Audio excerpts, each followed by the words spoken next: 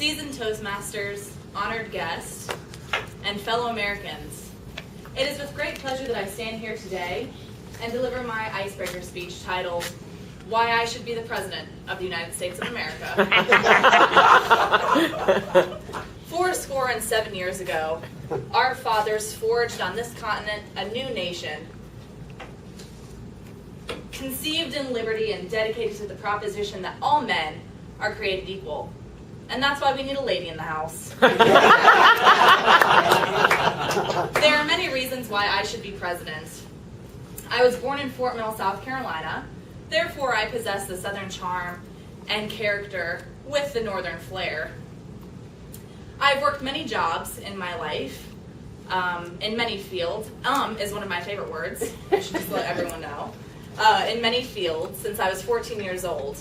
Some of them include being a server, which is my current occupation. I was also a foreman on the BP oil spill cleanup in Pensacola, Florida in 2010. So I can relate to the average Joe and Jane. I've traveled abroad to Ireland, England, Scotland, and Wales, Canada, and the Bahamas, developing my foreign relations skills. In high school, I was a campaign manager for our student body president and vice president. I know how to win. In 2012, I also worked on the Romney-Ryan campaign, so I know how to lose too.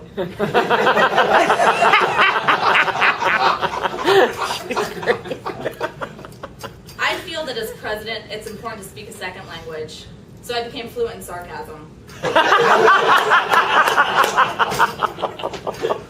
have developed the skills necessary to interact with all types of people that make up this great nation. And I've done this by eating at a lot of Asian, Mexican, Thai, Indian, Italian restaurants. My fellow Americans, on a more serious note, I can relate to the struggles and triumphs of this great nation because I've been through my own personal struggles and triumphs, having overcome a 7-year battle with eating disorders and depression. When I was 16, I came face to face with Jesus Christ on the floor of a motel bathroom in Fredericksburg, Virginia.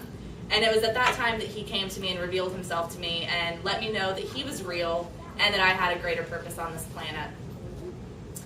It was also that time that I became president and founder of the Lake Norman chapter of a pro-life organization called Bound for Life. And I've done pro-life work in the capital of our state as well as overseas. My hobbies include listening to an array of presidential music, such as Lana Del Rey, Coldplay, U2, occasionally the Carpenters, and Rod Stewart. Another hobby of mine is driving my 1997 Honda Civic Nigel. I named him Nigel because he's a stick shift. All my stick shifts have been boys and all my automatics have been girls. It's something I do.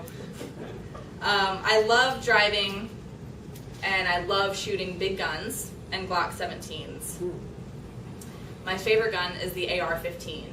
Keep that in mind. I once told an ex of mine that if he ever cheated on me, there would not be a scandal, there would be a sniper attack. And he believed it. My favorite activity is going to the movies and keeping up with my Hollywood voters. My favorite movie that just came out is Les Miserables, which is actually one of my favorite books by Victor Hugo. I've been accused of being a nerd, which I'm totally fine with, because I love reading. My favorite author of all time is Henry David Thoreau. My favorite book of all time is Civil Disobedience.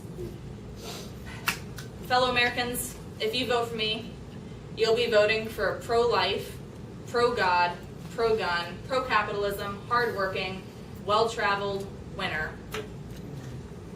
The most important reason why I should be president is because my grandma believes in me. And with that, I can't lose. Amen. God bless you and God bless America.